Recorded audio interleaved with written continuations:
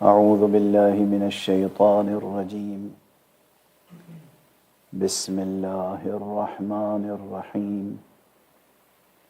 الحمد لله رب العالمين، والصلاة والسلام على أشرف الخلائق أجمعين، سيدنا وسيد الأولين والآخرين، حبيبنا وحبيب إله العالمين، إمام المرسلين وخاتم النبيين، أبي القاسم المصطفى محمد.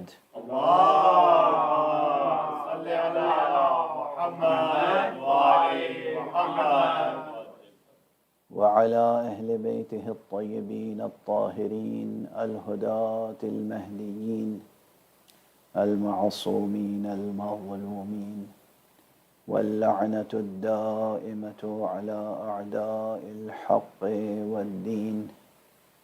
أما بعد، فقد قال الله تعالى عز اسمه في محكم كتابه ومتقن خطابه. بسم الله الرحمن الرحيم. يا أيها الذين آمنوا اتقوا الله وقولوا قولا سديدا يصلح لكم أعمالكم ويغفر لكم ذنوبكم، ومن يطع الله ورسوله فقد فاز فوزا عظيما. إنا عرضنا الأمانة على السماوات والأرض والجبال فأبين أن يحملنها وأشفقن منها وحملها الإنسان إنه كان ظلوما جهولا. صدق الله العلي العظيم. اللهم صل على محمد وآل محمد. تکبیر، اللہ نعرہ رسالت، نعرہ حیدری، ہر محمد وآل محمد باواز بلند صلوات. اللهم صل على محمد وآل محمد. قرآن حکیم کے سورہ مبارکہ احزاب کے آخری رکوع کی یہ چند آیتیں ہماری فکری رہنمائی کر رہی ہیں، اور موضوع گفتگو ہے ولایت غدیر سے ولایت فقیہ تک. میں نے آپ حضرات کے سامنے مکرر یہ بات عرض کی کہ ولایت غدیر کا موضوع بھی بہت اہم ہے، اور ولایت فقیہ کا موضوع بھی اتنا ہی اہم ہے. ایک صلوات پڑھ لیجیے محمد اللهم صل على محمد وآل محمد. اس لیے اہم ہے ولایت فقیہ کا موضوع، اس لیے اہم ہے کہ ولایت غدیر سے وابستگی کی ضرورت ہے. ولایت غدیر سے وابستگی کی ہمارے پاس کیا علامت ہے؟ صرف نعرے، صرف شاعری، صرف خطابت، یا زندگی کا پورا نظام زیر سایہ ولایت امیر المومنین علی ابن ابی طالب علیہ السلام ہونا چاہیے؟ اللهم صل على محمد وآل محمد. پوری زندگی ولایت کے معنی کیا ہے؟ ولایت کے معنی حکومت۔ آج بھی امیر المومنین علی بن ابی طالب علیہ الصلوۃ والسلام کی حکومت باطنی قائم و برقرار ہے، لیکن اس حکومت باطنی سے کتنے افراد جڑے ہوئے ہیں، وابستہ ہیں؟ حکومت امیر المومنین کا دائرہ بہت وسیع ہے، لیکن اس ظاہری دنیا میں، ان ممالک میں جہاں ہم رہ رہے ہیں، ظاہری طور پر، ظاہری ہمارا دستور حکومت کیسا ہونا چاہیے، ہماری حکومتوں کا کانسٹیٹیوشن کیسا ہونا چاہیے، ظاہری ہمارے حکام کیسے ہونے چاہیے، مگر آقا امیر المؤمنین علی ابن ابی طالب علیہ الصلاۃ والسلام کی حیات طیبہ میں، ظاہری حیات طیبہ میں، جب آپ مدینہ منورہ میں یا کوفے میں تھے، اور مسجد کوفہ میں آپ بحیثیت امیر المؤمنین ممبر پر تشریف فرما ہوتے تھے، تو آپ نے اپنی طرف سے مختلف علاقوں میں گورنر معین کیے تھے یا نہیں؟ وہ جنہیں حضرت امیر المومنین علیہ الصلوۃ والسلام نے گورنر مقرر کیا تھا، وہ سب معصوم تھے؟ لیکن ان گورنروں کی اطاعت ضروری تھی یا نہیں؟ اگر ان گورنروں میں سے کسی گورنر کی اطاعت کوئی نہ کرے تو مخالف کس کا ہے؟ صرف گورنر کا مخالف سمجھا جائے گا یا علی کا باغی؟ اور ہمارے ہاں ان کے مقرر کیے ہوئے کسی گورنر، کسی حاکم، معمولی سے معمولی حاکم کو بھی رد کرنا، گویا آقا کو رد کرنا ہے۔ یہ بہت سامنے کا قضیہ ہے، بہت واضح ہے، بہت روشن ہے۔ آج بھی امیر المؤمنین علی ابن ابی طالب علیہ الصلوۃ والسلام کی ولایت قائم ہے، آج بھی امام حسن مجتبی علیہ السلام کی ولایت قائم ہے، آج بھی امام حسین علیہ الصلوۃ والسلام کی ولایت قائم ہے بحیثیت باطن، آج بھی تمام 12 اماموں اور 14 معصوموں کی ولایت باطنیہ قائم ہے۔ حضرت امام عصر عجل اللہ تعالی فرجہ الشریف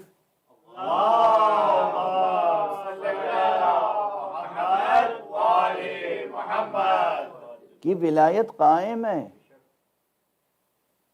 لیکن یہ حضرات، یہ فقہاء، یہ علماء، یہ مجتہدین، ان میں سے شرائط کے ساتھ، جامع الشرائط، شرائط یعنی نعوذ باللہ کوئی عالم تو بہت بڑا ہو گیا، اجتہاد کر لیا، لیکن اس میں تقوی نہیں ہے، نعوذ باللہ، نستجیر باللہ، ایسی مثالیں مل جائیں گی آپ کو۔ تقوی نہیں ہے، حب نفس زیادہ ہے، حب دنیا زیادہ ہے، یا نعوذ باللہ غیر معصوم تو ہیں، نعوذ باللہ، نعوذ باللہ۔ علم تو اسلامی ہے لیکن عمل اسلامی نہیں ہے، منحرف ہو گئے عملاً، خائن ہو گئے نعوذ باللہ۔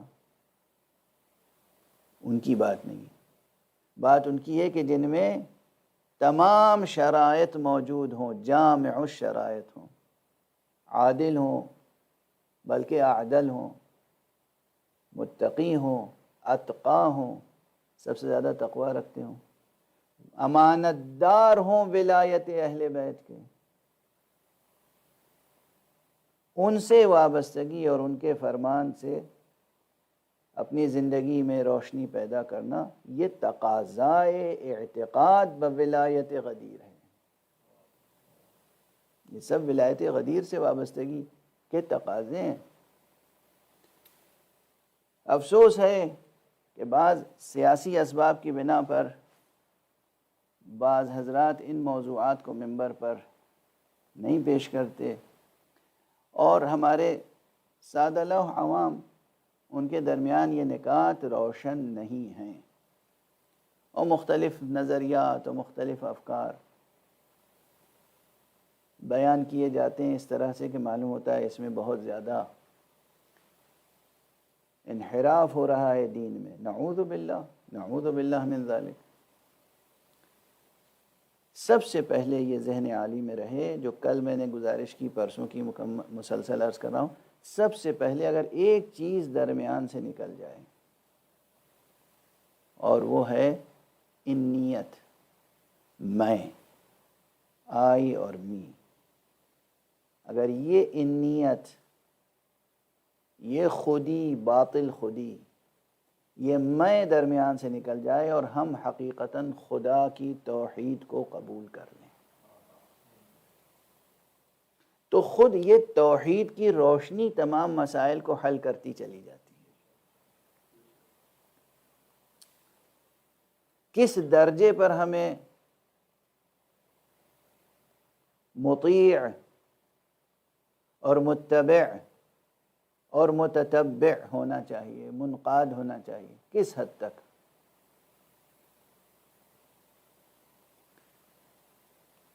میں پہلے اس آیت کا حوالہ دے دوں تاکہ مجلس کی خاص جو فضا ہے وہ بھی برقرار رہے۔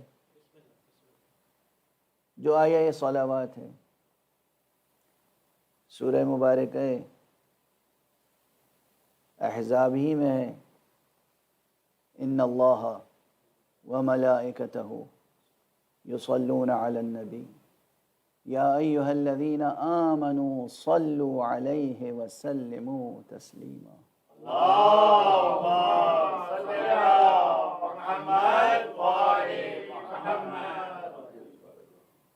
حق سبحانہ و تعالی ارشاد فرماتا ہے، یہ مضمون اتنا شیریں اور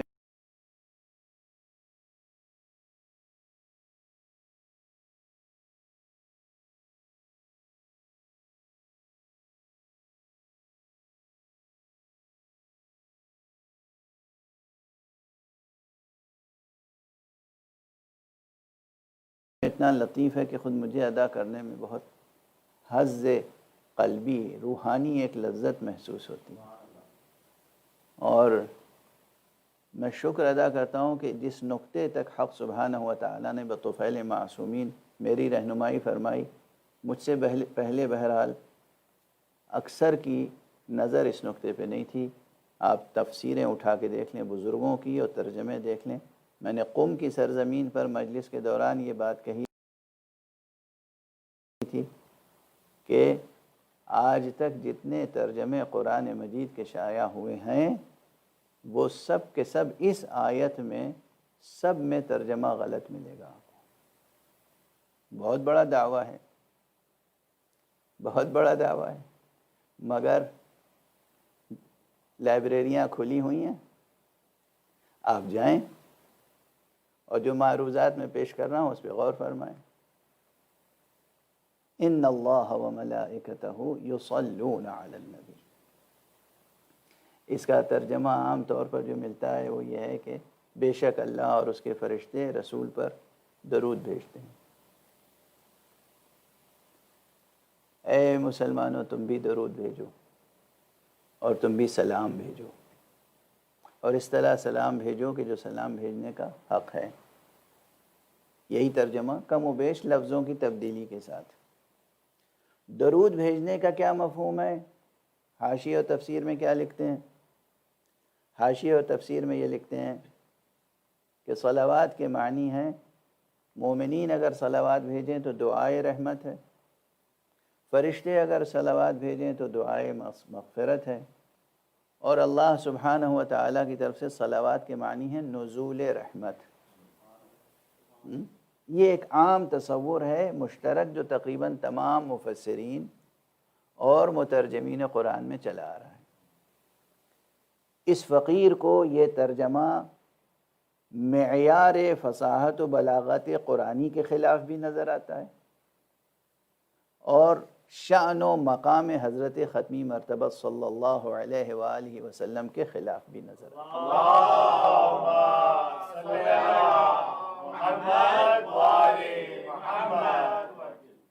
زیادہ نہیں، 2 یا 3 بار اس سے پہلے میں یہ مضمون ممبر پہ پڑھ چکا ہوں، لیکن پھر آج اس کو ذرا سا تاکید کے ساتھ عرض کر رہا ہوں۔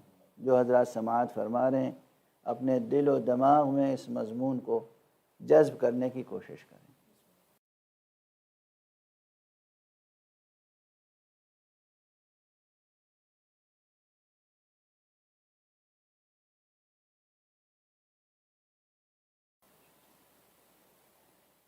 پوری بحث ایک لفظ کے معنی پر مرتکز ہے، اور وہ ہے لفظ صلاۃ، کہ صلاۃ کے کیا معنی ہیں یا کتنے معنی ہیں۔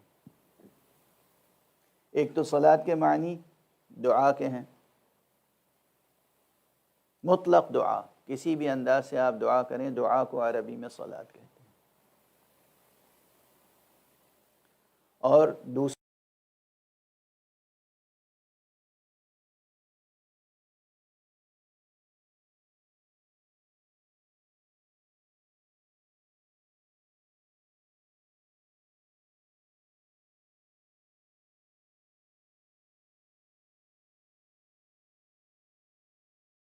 معنی ہے یہ مخصوص عبادت،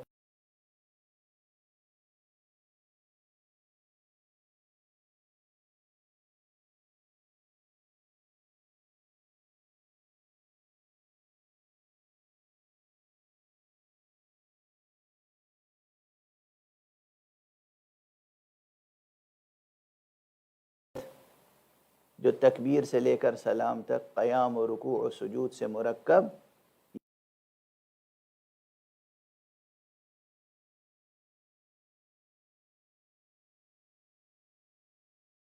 یہ جس میں 11 واجبات بنا بر قول مشہور جو ہم آپ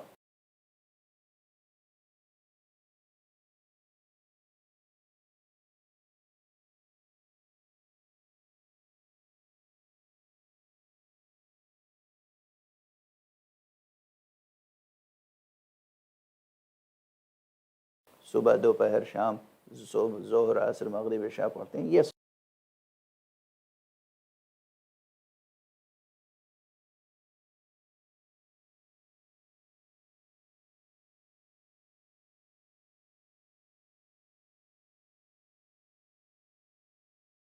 صلاۃ یہ مراد ہے۔ تیسری مراد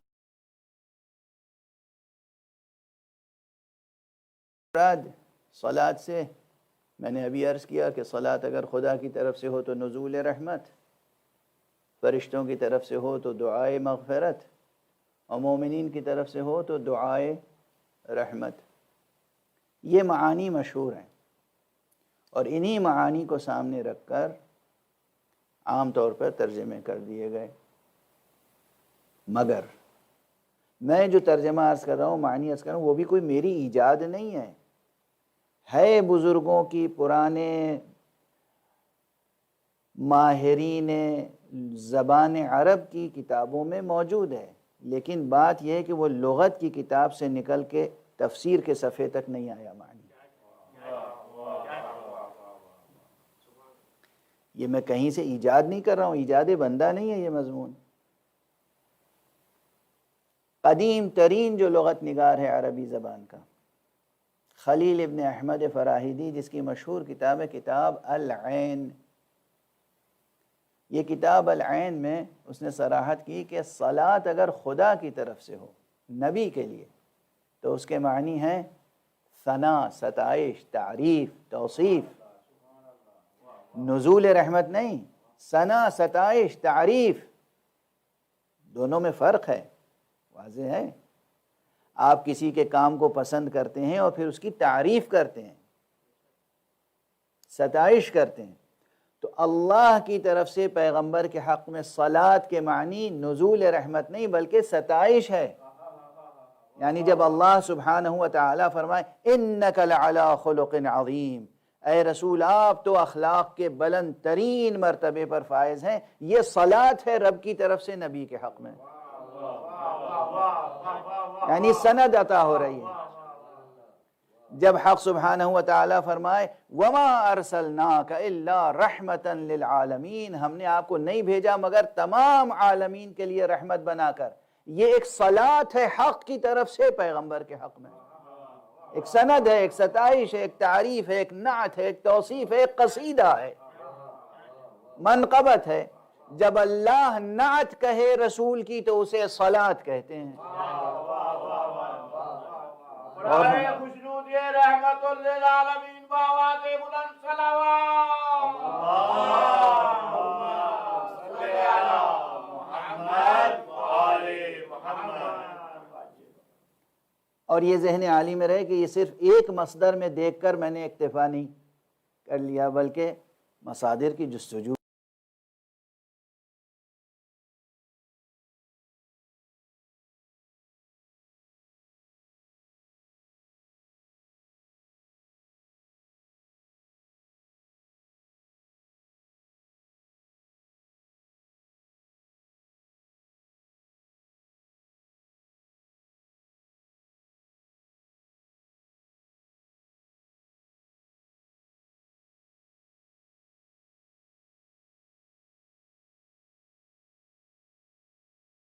کی، شواہد جمع کیے، اور پھر اس معنی کی تائید خود قرآن مجید سے حاصل ہوئی۔ تو یہ ایک مفصل بحث ہے، اور اس سے بہت سے فقہی فوائد حاصل ہوئے، بہت سے احکام کا استنباط ہوا، نئے احکام کا، یا بہت سے مسائل جو الجھے ہوئے تھے اور ان کا حکم سمجھ میں نہیں آ رہا تھا یا حکم کا مدرک نہیں نظر آ رہا تھا، وہ اس ایک لفظ کے اس معنی کو اختیار کرنے سے وہ مسائل، وہ گتھیاں سلجھ گئیں، وہ مسائل حل ہو گئے۔ تو ایک تفصیلی باب ہے، اس لیے میں خدا کا شکر بھی ادا کرتا ہوں اور آپ حضرات کو اس مضمون کی طرف متوجہ کرتا ہوں۔ تو صلاۃ کے معنی اللہ سبحانہ و تعالی جب نبی کی ستائش کرے، نزول رحمت نہیں، نزول رحمت ایک حقیقت ہے، ایک معنی ہے۔ نزول رحمت یقیناً پیغمبر صلی اللہ علیہ وآلہ وسلم پر بھی مسلسل نزول رحمت کا سلسلہ رہا ہے اور رہے گا، اس سے کوئی انکار نہیں ہے، کیونکہ بہرحال وہ خالق ہے اور یہ مخلوق ہے۔ لیکن ہمارے اور آپ کے لیے اور اس کائنات کی نسبت سے تو ہمارے لیے خود کائنات رحمت پروردگار مصطفیٰ کی ذات ہے، کائنات رحمت پروردگار خود ذات مبارک مصطفیٰ ہے صلی اللہ علیہ وآلہ وسلم۔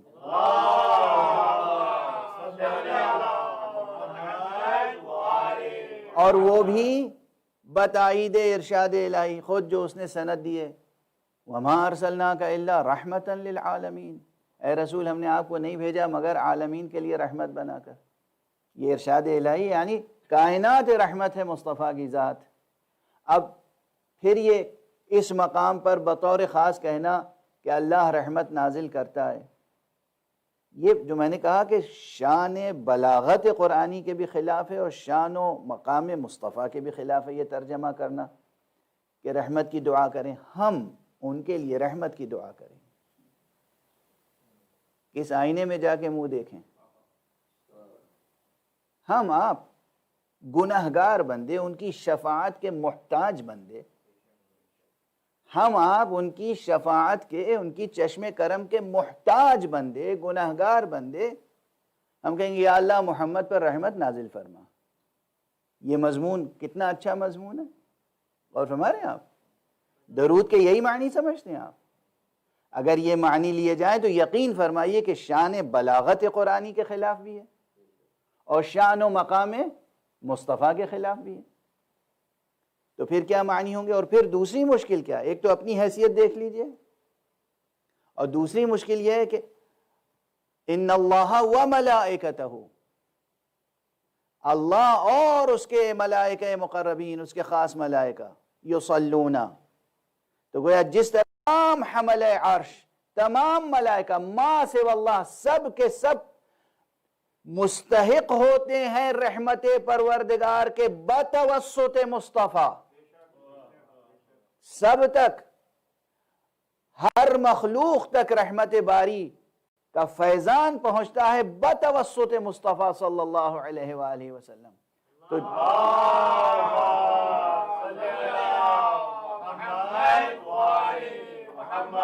تو جن کو خود انہی کے توسط سے، انہی کے توسل سے، انہی کے طفیل میں، انہی کی سفارش سے، انہی کی شفاعت سے فیضان رحمت پہنچ رہا ہے، وہ دوبارہ حضور کے لیے گویا دعا کر رہے ہیں یا اللہ ان پر، اور وہاں یوں ہوگا اور وہاں یوں ہوگا۔ تو ایک ہی استعمال میں مختلف معانی کو تسلیم کرنا پڑے گا۔ اب ذرا بات بہت لفظ و معنی کے رشتوں کی جہاں بات ہوتی ہے وہ بہت پیچیدہ رشتے ہیں اور وقت ہمارے پاس محدود ہے، تو ہم مثالیں دے دے کر، شواہد پیش کر کے اس مضمون کو پورے طرح اس نقطے کو واضح تو نہیں کر سکتے، لیکن آپ حضرات کی فراستوں پر، ایمانی فراستوں پر بھروسہ ہے کہ آپ اسے سمجھ لیں گے اور قبول فرما لیں گے۔ اگر ہم رحمت نازل کرنے کے معنی کی جگہ یہ لیں معنی جو کہ موجود ہیں کہ اللہ اس نبی کی ستائش کرتا ہے، اللہ کے مخصوص فرشتے اس نبی کی ستائش کرتے ہیں، اے ایمان لانے والو تم بھی اس نبی کی ستائش کرو، تو یہاں ہمیں معنی کی پرتیں الگ الگ کرنے کی ضرورت نہیں ہے۔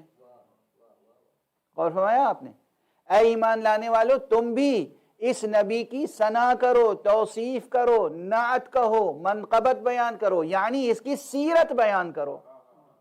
یہ حکم الہی ہے۔ جس طرح اللہ تعریف کرتا ہے محمد کی، تم بھی تعریف کرو محمد کی۔ یہاں بہت سے فقہی فوائد اور تاریخی فوائد حاصل ہوں گے۔ مثلا یہ جو عمومی اعتراض ہوتا ہے کہ صاحب یہ محفلیں کیوں ہوتی ہیں، مجلسیں کیوں ہوتی ہیں، ذکر سیرت مصطفیٰ، ذکر میلاد مصطفیٰ، یہ بدعت ہے۔ بدعت ہے، اگر یہ معنی سمجھ میں آ جائے تو ماننا پڑے گا بدعت نہیں، واجب ہے۔ واجب ہے۔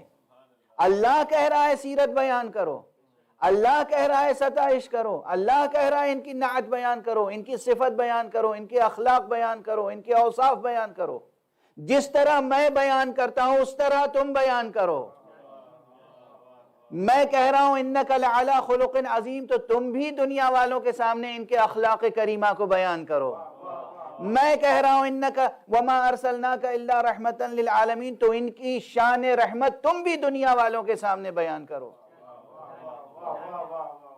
اور چونکہ امر مطلق ہے اور کوئی خاص شکل نہیں معین کی، کوئی خاص پیرایہ معین نہیں کیا، تو چاہے تقریر کی شکل میں سیرت مصطفیٰ بیان ہو، چاہے تحریر کی شکل میں سیرت مصطفیٰ بیان ہو، چاہے نثر میں سیرت مصطفیٰ بیان ہو، چاہے نظم میں سیرت مصطفیٰ بیان ہو، ہر اعتبار جیسے جہاں جہاں بھی جس سخن سے، جس عمل سے، جس ادا سے، جس رسم سے بھی ثابت ہو کہ یہ کام ہو رہا ہے پیغمبر کی سیرت کو بیان کرنے کے لیے، وہ مصداق صلوات باری ہو جائے گا۔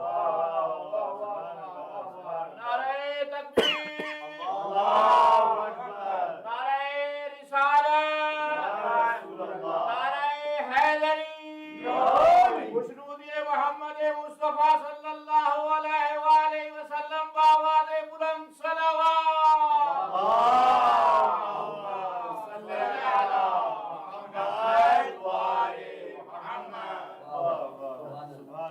یعنی اب اگر آپ سے کوئی کہے مجلسیں کیوں منعقد کرتے ہو، بس آئے صلوات پڑھ دیجئے۔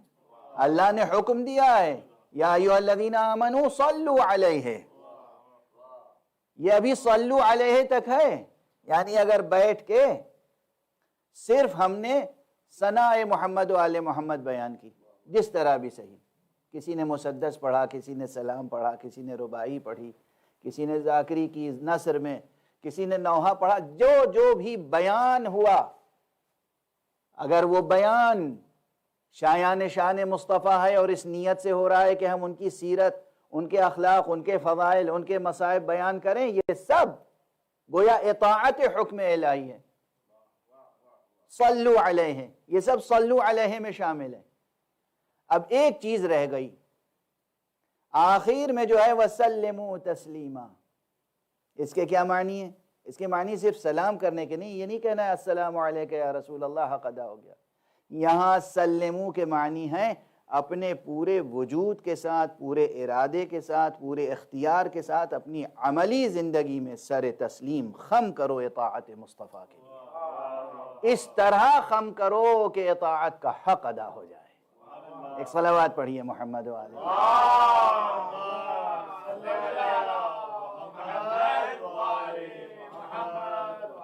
یہ اطاعت یہ ظاہری طور پر ظاہری سیاسی حکومتوں کی اطاعت سے کہیں بڑھ کر ہے۔ اور یہاں عرض کروں صرف آج دو کلمات کی طرف، اطاعت پیغمبر، اطاعت معصوم کے لیے قرآن مجید میں مختلف کلمات سے دعوت دی گئی ہے۔ بلاغت قرآنی فصاحت قرآنی، اور ہر لفظ کی اپنی اہمیت ہے، اپنی شان ہے۔ جو حضرات فقہ اللغہ سے کا ذوق نہیں رکھتے، یعنی زبان شناسی، ناموس سخن سے آشنا نہیں ہے، ان کے لیے مشکل ہوتی ہے، وہ ہر لفظ کو مترادف سمجھ لیتے ہیں۔ میں آج صرف دو کلمات کی طرف اشارہ کروں، ایک اطاعت اور ایک اتباع۔ دونوں کیا مترادف ہیں؟ سمپلی سینونیمز ہیں، ایک دوسرے کے بالکل مترادف ہیں۔ اطاعت یعنی اتباع، اتباع یعنی اطاعت، ایسا نہیں ہے۔ پیغمبر کوئی حکم دیں، کوئی امر فرمائیں، اور آپ اس امر کے مطابق اس امر کو بجا لانے کے لیے کوئی عمل کریں، یہ ہے اطاعت۔ یعنی لفظ پیغمبر نے ادا کیا اور آپ نے وہ عمل انجام دیا، یہ ہے اطاعت، اور اس کا بھی حکم قرآن مجید میں ہے۔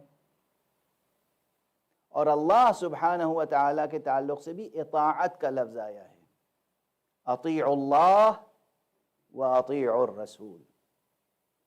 اللہ کی اطاعت کرو، یعنی اللہ جو بھی حکم دے وہ بجا لاؤ، جس چیز سے روکے، منع کرے، اس کو ترک کر دو، یہ ہے اطاعت۔ وَأَطِيعُوا الرَّسُولَ، اور رسول کی اطاعت کرو، یہ بھی یہی ہے۔ رسول صلی اللہ علیہ وآلہ وسلم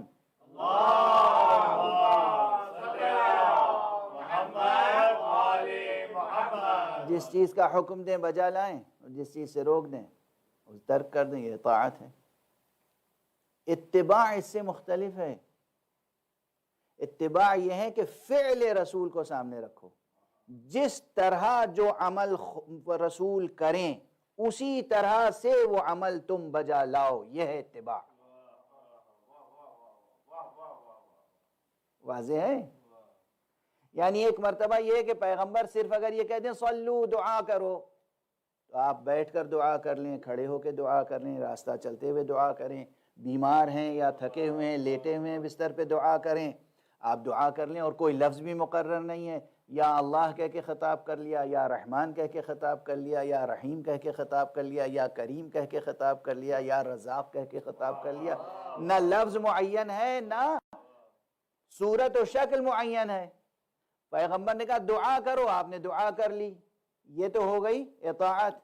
اور اگر پیغمبر فرمائے صلو کما رأیتمونی اصلی، اس طرح سے نماز پڑھو جس طرح مجھے نماز پڑھتے ہوئے دیکھتے ہو، اب یہاں اطاعت نہیں ہے، صرف اتباع واجب ہے۔ اور فرما رہے ہیں آپ، یہ اب اتباع کی منزل ہے، یہ اتباع کی منزل ہے۔ دونوں کلمات میں فرق محسوس ہوا؟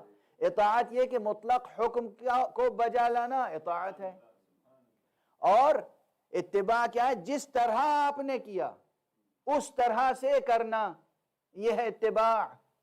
واضح ہے؟ پیغمبر اکرم صلی اللہ علیہ وآلہ وسلم نے میدان غدیر میں اطاعت علی کا بھی حکم دیا ہے، اتباع علی کا بھی حکم دیا ہے۔ صلوات پڑھ دیں محمد وآلہ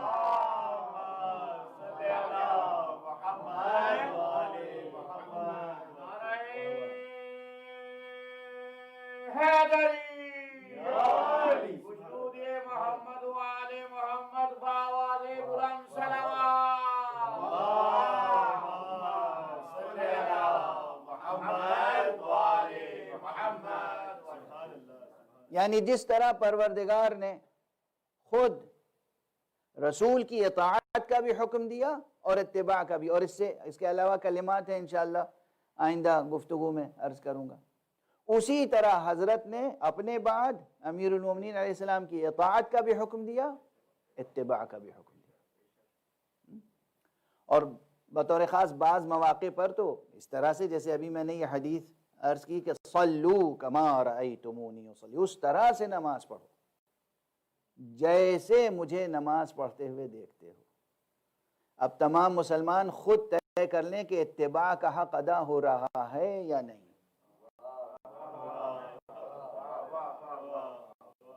اس لیے کہ پیغمبر کا تو ایک ہی طریقہ نماز ہوگا، ایک سے زیادہ نہیں ہو سکتا۔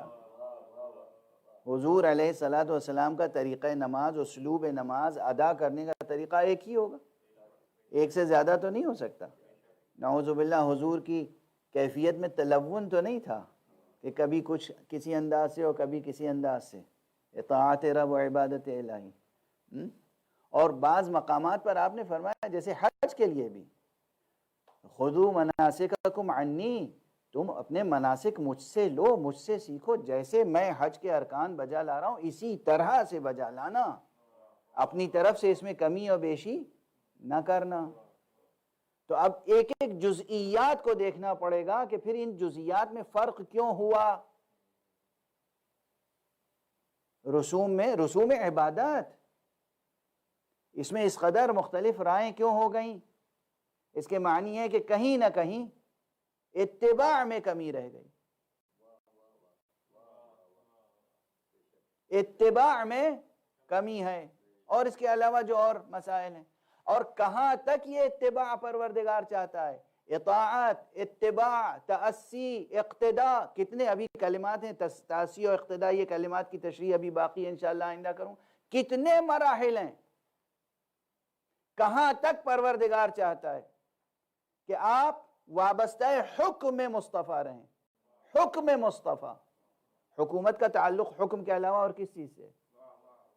حکومت حکم سے ہے، حکم حکومت سے ہے۔ اگر آپ آج بھی کرۂ ارض پر رہتے ہوئے اور دنیا کے کسی بھی ملک میں رہتے ہوئے یہ چاہیں کہ مصطفیٰ کی حکومت میں سانسیں لیں، آپ کو کیا کرنا چاہیے؟ رسول اللہ صلی اللہ علیہ وآلہ وسلم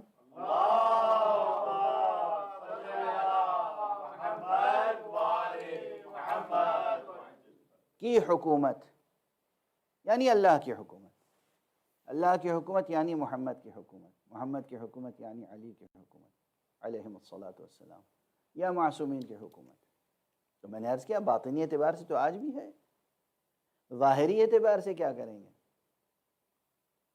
اور یہ جو باطنی اور ظاہری دونوں اعتبار سے میں ایک چیز مشترک ہونی چاہیے، معیار۔ جس طرح میں نے کل اور پرسوں کی تقریر میں عرض کیا کہ ہماری زندگیوں میں توحید خالص کا بلند ترین معیار ہونا چاہیے۔ وہ کیا ہے؟ درمیان میں میں نہ ہو۔ بہت سی چیزیں، بہت سی باتیں بیان کی جا سکتی ہیں، لیکن ایک چیز اگر یاد رہے کہ درمیان میں نہ ہو، اور اس سے بہت سے جھگڑے مٹ جاتے ہیں، خود بخود حل ہو جاتے ہیں۔ زندگی میں وہ نورانیت اور وہ بلندی آتی ہے کہ نہ پوچھیے۔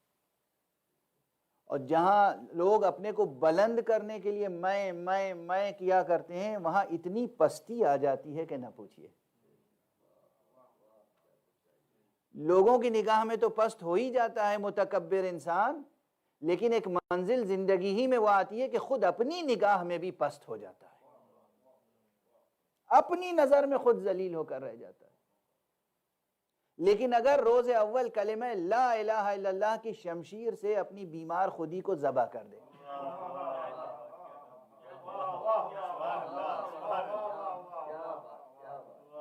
پھر وہ بلندی نصیب ہوتی ہے کہ نہ پوچھئے۔ یہی کیفیت جو بلند ترین مرتبہ توحید کو اپنی زندگی میں حاصل کرنے کی ہے، یہی صورت بلند ترین مرتبہ اتباع و عشق مصطفیٰ کو درمیان زندگی میں پیدا کرنے کی بات ہے۔ اس کا بھی ایک معیار خود قرآن مجید نے قائم کیا ہے، خود حق سبحانہ و تعالی نے اعلان فرمایا ہے، اور وہ سورہ مبارکہ نساء میں ہے۔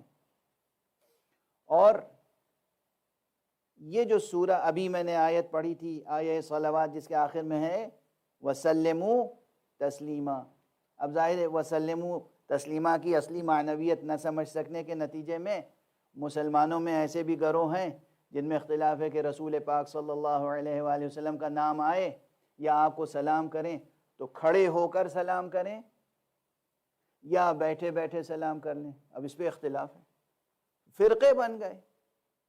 قیام درست ہے یا نہیں؟ رسول کی بارگاہ میں ہدیہ سلام پیش کرنے کے لیے قیام جائز ہے یا نہیں؟ جائز ہے یا نہیں؟ درست ہے یا نہیں؟ بدعت تو نہیں ہے؟ نعوذ باللہ۔ صرف ادائے سلام کے لیے، یعنی السلام علیکہ یا رسول اللہ کہنے کے لیے۔ اور اب میں سخن گسترانہ انداز میں اسی کو اور پھیلا دوں تو گویا کوئی نعت پڑھ رہا ہے تو اگر اس نے تحت اللفظ میں پڑھ لی نعت تو کہیں کہ حق ادا نہ ہوا، اور کسی نے ترنم سے ہو وہ بھی خوب طویل لمبی سانس لے کر ترنم سے پڑھا تو معلوم ہاں یہ سلام کا حق ادا ہو گیا ہیں۔ تو یہ تو نہیں ہے نا معیار، معیار کچھ اور ہے۔ یہاں پر سلموا تسلیما کے معنی اطاعت کے ہیں، اور کس حد تک اطاعت کے، یعنی صرف زبان سے لفظ سلام السلام علیکہ یا رسول اللہ کہنے کے نہیں معنی ہے یہاں پہ، بلکہ اس حد تک کہ جو سورہ مبارکہ نساء میں یہی فقرہ آیا ہے آخر آیت میں، مگر آغاز آیت کا کیا ہے؟ فلا وربک لا یؤمنون حتی یحکموک فیما شجر بینہم ثم لا یجدوا فی انفسہم حرجا مما قضیت۔ اے رسول، اور کیا آیت ہے خدا کی قسم، اللہ اکبر۔ ایک صلوات پڑھ دیجئے محمد و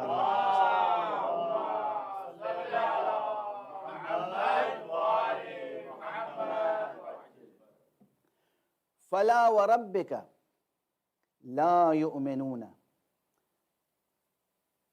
اے رسول نہیں آپ کے رب کی قسم یہ ایمان نہیں لائے ہیں، یا یہ ایمان نہیں لائیں گے، ان کا ایمان معتبر نہیں ہوگا جب تک کہ یہ اپنے اختلافات کے درمیان آپ کو منصف نہ بنائیں۔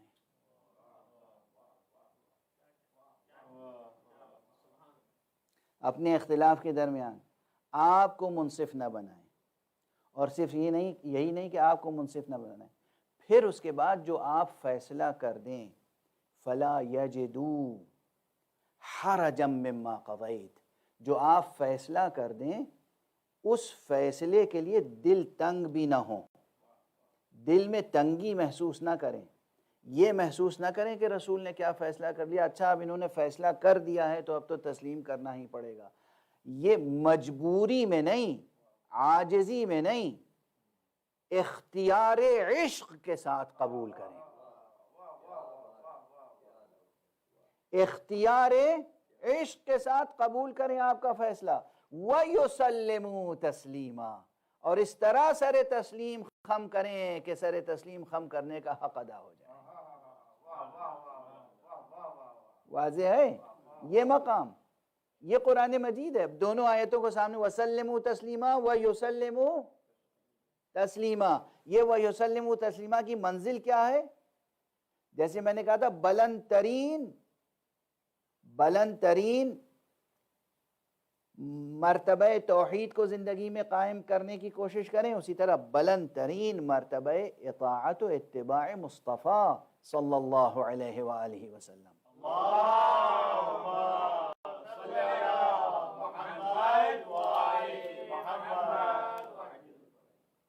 اور ذرا غور فرمائیے کہ جب یہ کیفیت ہو تو پھر کہیں کوئی شخص حضور کے کسی فیصلے یا کسی حکم سے سرتابی کر سکتا ہے؟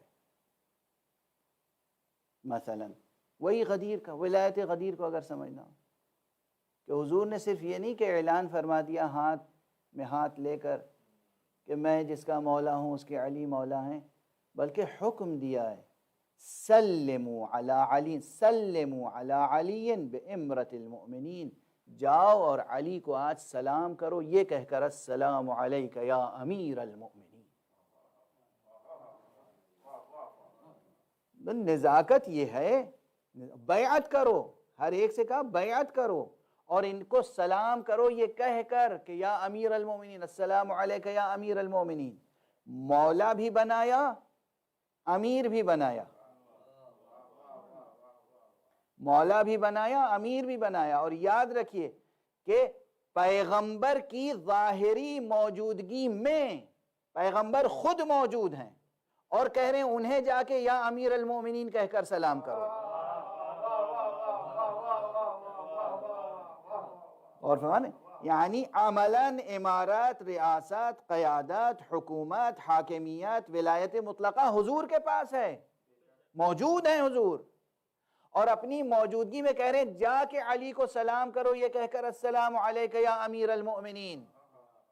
یہ خصوصیت پوری کائنات میں کبھی کسی کو نصیب نہ ہوئی، اسی لیے ہمارے ہاں ائمہ اطہار علیہم السلام کا ارشاد ہے کہ لقب مبارک امیر المومنین مخصوص ہے علی ابن ابی طالب کے لیے۔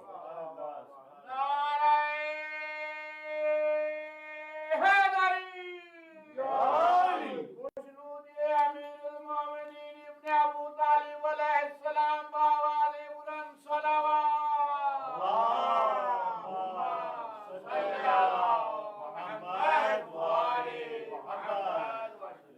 تو امارت ہو یا ولایت ہو یا مولایت، حضور علیہ السلام نے وابستہ کر دیا اپنے حیات طیبہ میں علی ابن ابی طالب کے ساتھ۔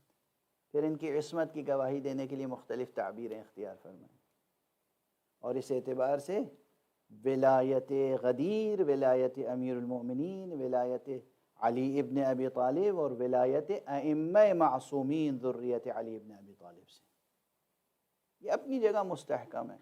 اور جیسا کہ میں نے کل عرض کیا تھا، اور وہ بھی محقق و محدث و فقیہ و مجتہد بزرگوار علامہ ابن شہراشوب نے اپنی کتاب مناقب میں پانچویں امام محمد باقر علیہ السلام سے ارشاد کیا ہے،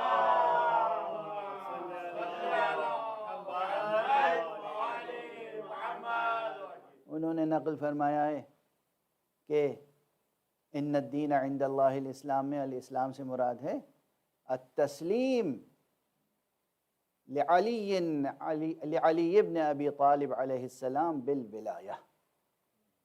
اس دین سے مراد، اس اسلام سے مراد، الاسلام سے مراد علی ابن ابی طالب کی ولایت کا اعتراف ہے۔ یہ اعتراف کس حد تک ہو؟ وہی پھر زبانی صرف، اگر امیر المومنین کسی کو بھی اپنی طرف سے کسی غیر معصوم کو، اب ظاہر ہے وہ تو معصوم ہے، عصمت کبریٰ ان کے لیے مخصوص ہے، اب کسی معصوم کو، مالک اشتر کو مصر کا گورنر بنا دیں، تو مصر والوں پہ کیا لازم ہے؟ مالک اشتر کی اطاعت لازم ہے یا نہیں؟ لازم ہے۔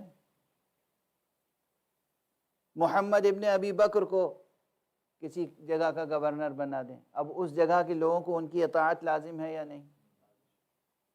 حضرت عبداللہ ابن عباس کو کسی صوبے کا گورنر بنا دیں تو اس صوبے کے لوگوں کو لازم ہے کہ اطاعت کریں ان کی، کیونکہ بنایا کس نے؟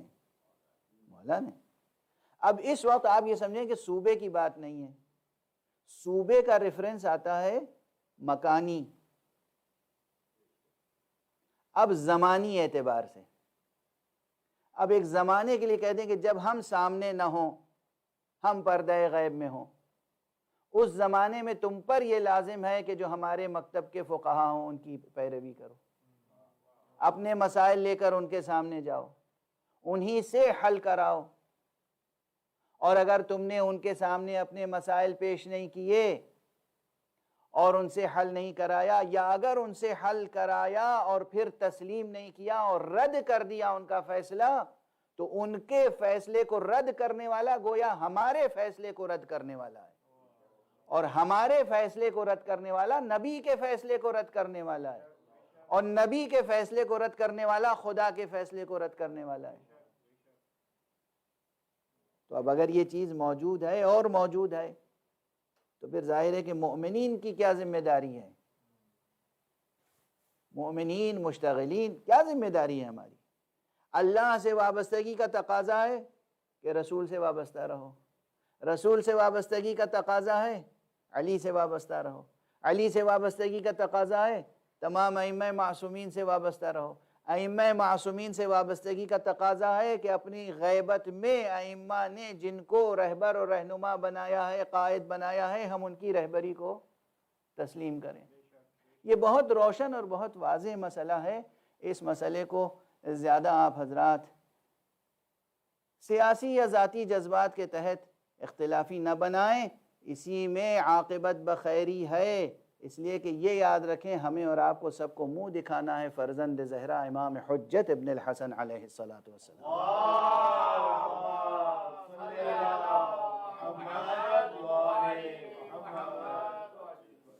بہرحال یہ ایک عظیم امانت ہے، یہ ولایت ایک امانت ہے، اور اسی لیے خود قرآن مجید میں لفظ الامانہ انتہائی بلاغت کے ساتھ استعمال ہوا۔ اگر ہم نے ائمہ معصومین علیہم الصلاۃ کے ارشادات پر عمل نہ کیا تو پھر کامیابی اس دنیا میں بھی مشکل ہوگی اور اس دنیا میں بھی مشکل ہوگی۔ بس اب آج میری صحت زیادہ ساتھ نہیں دے رہی ہے تو میں بیان کو مختصر کروں، اور روزانہ تقریباً یہ ہوتا ہے کہ بیان مصائب کا حق ادا نہیں کر پاتا ہوں، وقت بھی ساتھ چھوڑ دیتا ہے اور میری صحت بھی۔ تو آج بس ایک جملہ عرض کروں کہ خود امام حسین علیہ السلام نے کربلا جاتے ہوئے تحریری طور پر یہ پیغام دیا تھا، جو میرا ساتھ نہیں دے گا وہ کبھی کامیابیوں تک نہیں پہنچ سکتا۔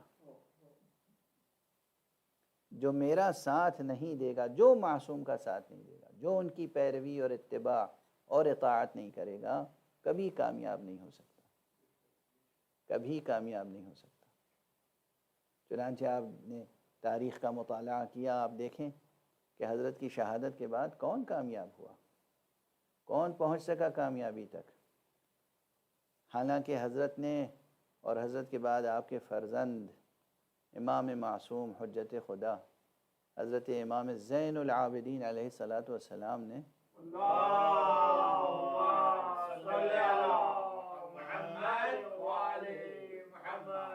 جو مصائب برداشت کی، جو مصیبتیں برداشت کی۔ اب میں زیادہ سخت روایتیں عموماً پڑھ نہیں پاتا ہوں، اس لیے کہ بات وہی ہے جو اس سے پہلے عرض کر چکا ہوں کہ مصائب کی روایتیں آپ کے سامنے دہرانے سے پہلے، عرض کرنے سے پہلے، وہ مضامین ذہن میں آتے ہیں اور قلب پر بڑا شدید اثر ہوتا ہے۔ اس وقت ایک روایت یاد آ رہی ہے بے اختیار، آج 15 صفر ہے، یعنی ویسے تاریخی اعتبار سے تو آج قافلہ آل محمد کا شام سے کربلا کی طرف واپسی کے راستے میں ہے، لیکن شام میں کیا کیا گزری ہے قیامت، اس کے لیے بس 2 فقرے عرض کروں۔ حضرت امام زین العابدین علیہ السلام نے فرمایا ہے، ایک فقرہ تو یہ ہے کہ کاش میں نے زندگی میں دمشق کو نہ دیکھا ہوتا، اور یہ فقرہ بھی مشہور ہے، آپ حضرات اکثر سنتے رہتے ہیں کہ جب آپ سے پوچھا جاتا تھا آقا سب سے زیادہ مصیبتیں کہاں پڑیں، تو آپ فرماتے تھے الشام الشام الشام۔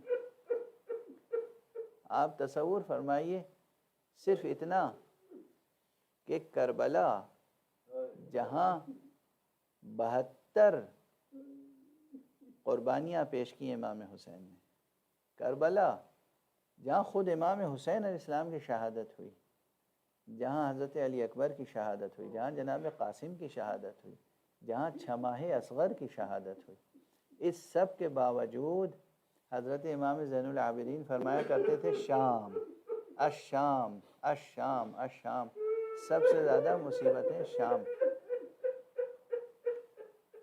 جب میں نے جستجو کی تو بعض علماء کے، بعض فضلاء، بعض علماء، بعض مؤلفین نے کچھ روایتیں ایسی لکھی ہیں جو میں آپ کے سامنے آج پہلی بار عرض کر رہا ہوں کہ ایک مقام پر امام زین العابدین علیہ السلام نے فرمایا ہے کہ 7 مصیبتیں شام میں مجھ پر ایسی پڑیں جو میرے لیے ناقابل برداشت تھیں، 7 مصیبتیں، اور اس کے بعد آپ نے ایک ایک مصیبت بیان کی ہے۔ کہا دیکھو ایک مصیبت تو یہ تھی کہ جب ہمارا قافلہ پہنچا ہے تو ننگی تلواریں لیے ہوئے، برہنہ شمشیریں لیے ہوئے اور نیزے لیے ہوئے ہمیں حلقہ کیے ہوئے تھے یزید کے فوجی۔ آپ اندازہ کریں، وہ تماشائیوں کا ہجوم تو اپنی جگہ تھا، لیکن اسیروں کے گرد ایک حلقہ تھا جہاں برہنہ شمشیریں اور نیزے، اور فرمایا کہ نیزے کی نوک سے ہمارے جسم کو چھیدا جاتا تھا، اذیت دی جاتی تھی۔ یہ صرف برہنہ شمشیریں دیکھ کر ننھے ننھے بچوں کے دلوں کی کیا کیفیت ہوگی۔ آخر اس قافلے میں بچے تھے، اس قافلے میں امام حسین کی 4 سال کی بچی تھی، اس قافلے میں اور بھی بچے تھے، خود امام محمد باقر 4 سال کے تھے جو اس قافلے میں شریک تھے۔ فرماتے ہیں امام سجاد کہ نیزے کی نوک ہمارے جسموں میں چبھوئی جاتی تھی اور برہنہ شمشیریں لے کر ہمارے گرد حلقہ کیے ہوئے تھے۔ خود یہ تنہا ایک مصیبت ایسی تھی جس سے دل پر بہت اثر پڑا۔ فرمایا اور دوسری مصیبت، میں 7 مصیبتیں آج پڑھ نہیں پاؤں گا، بس شاید 2-3 عرض کر سکوں۔ فرماتے تھے کہ ہمیں اس محلے کی طرف سے لے جایا گیا جہاں یہودی اور نصرانیوں کے گھر تھے، یہودیوں کے اور نصرانیوں کے گھر تھے، اور اعلان کیا گیا دیکھو یہ علی ابن ابی طالب کی ذریت ہے، وہ علی جنہوں نے یہودیوں کو قتل کیا، نصرانیوں کو قتل کیا، آج تم ان سے جو بدلہ لینا چاہو لے لو، آج ہم انہیں اسیر کر کے تمہارے سامنے لے آئیں۔ ذرا تصور فرمائیے، تصور، آج جو بدلہ لینا چاہو لے لو۔ اور امام فرماتے ہیں ان میں سے ایسے بھی تھے جنہوں نے لفظوں سے، زبان سے گستاخیاں کی، جنہوں نے پتھر اٹھا کے پھینکے، جنہوں نے مختلف انداز سے اہانت کی، اذیتیں پہنچائیں۔ اور بس شاید اس جملے پر میں گفتگو روک دوں۔ فرمایا کہ شام کی عورتیں اپنے اپنے گھروں میں چھتوں پر چڑھ کر پتھر اور آگ ہم پر پھینکتی تھی، یہاں تک کہ ایک عورت نے اس طرح ایک آگ کا گولا پھینکا کہ میرے سر پر آیا، اس سے عمامہ جلنے لگا اور میرے سر میں بھی زخم آیا۔ انا للہ انا للہ وانا الیہ راجعون، رضا بقضائہ وتسلیما له، انا للہ وانا الیہ راجعون، رضا بقضائہ وتسلیما له، انا للہ وانا الیہ راجعون، رضا بقضائہ وتسلیما له۔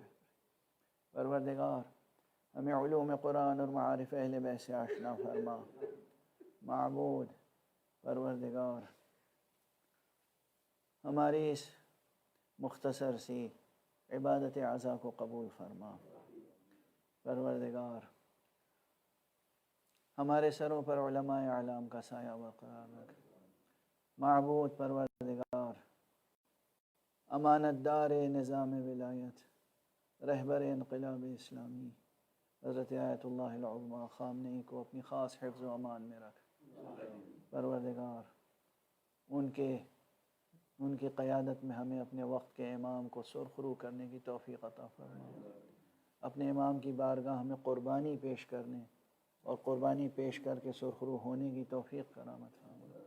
پروردگار اپنے ولی عصر کو اذن ظہور عطا فرما اور ان کے ہاتھوں سے اپنی رحمت و رافت و عدالت کا پرچم لہرا۔ ماتم حسین۔